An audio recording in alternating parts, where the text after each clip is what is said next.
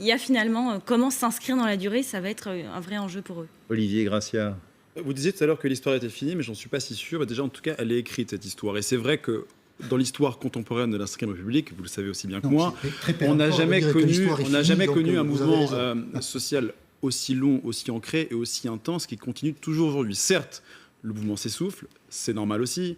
Il y a une fatigue physique. On le dit tous les samedis soirs. Mais exactement, mais c'est normal. Ouais. Il y a une fatigue évidemment physique. Je veux dire, toutes les semaines, les mêmes personnes ne peuvent pas se mobiliser dans des villes qui ne sont pas les leurs.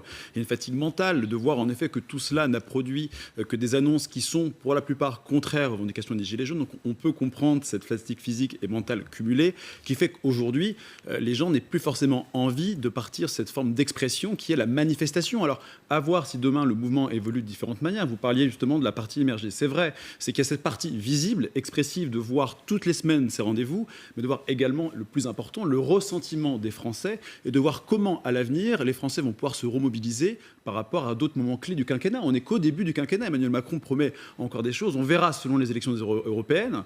Mais en tous les cas, ce qui est évident, c'est qu'Emmanuel Macron va promettre et annoncer des choses et amorcer des choses qui vont peut-être encore provoquer d'autres mouvements sociaux, d'autres revendications. Hein. Mais évidemment, mais donc aujourd'hui, de dire que l'histoire est finie, je ne sais pas. En tout cas, l'histoire est en mouvement. Et ce qui est certain, c'est qu'elle peut renaître sous d'autres formes. L'histoire telle qu'elle s'est écrite, à partir de la pétition fondatrice, Priscilla Ludowski, puis la vidéo, j'oublie, Jacqueline... Pouvoir consommer davantage, c'est-à-dire d'avoir plus d'argent pour pouvoir finir la fin du mois, inviter madame ou monsieur au restaurant le samedi soir, ce qu'ils pouvaient faire avant, changer de voiture, etc.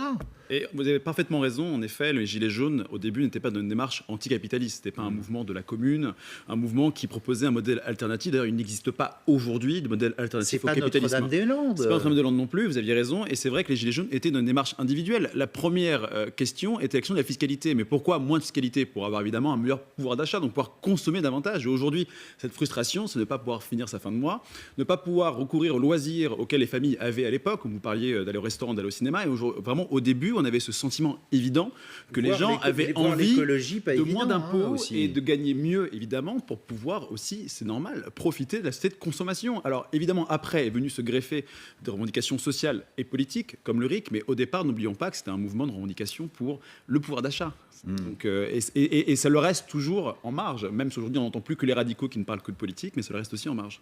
Mathilde Lobino, peut-être. Vous parliez tout à l'heure de fabriquer. Bon, les médias n'ont pas non plus fabriqué les Gilets jaunes, mais il est vrai qu'ils ont soutenu de manière intense le mouvement et ils ont bien contribué pendant des jours et des semaines et des mois durant. Et on continue toujours aujourd'hui. Aujourd'hui, on aurait pu faire le choix aussi de parler d'autres choses. Aujourd'hui, la mobilisation ne concerne que 12 000 personnes. Vous auriez pu faire le choix de parler d'autre chose. Et au contraire, vous continuez à parler des Gilets jaunes. Donc, en soi, il est vrai, les Gilets jaunes peuvent aussi vous remercier et couvrir les événements.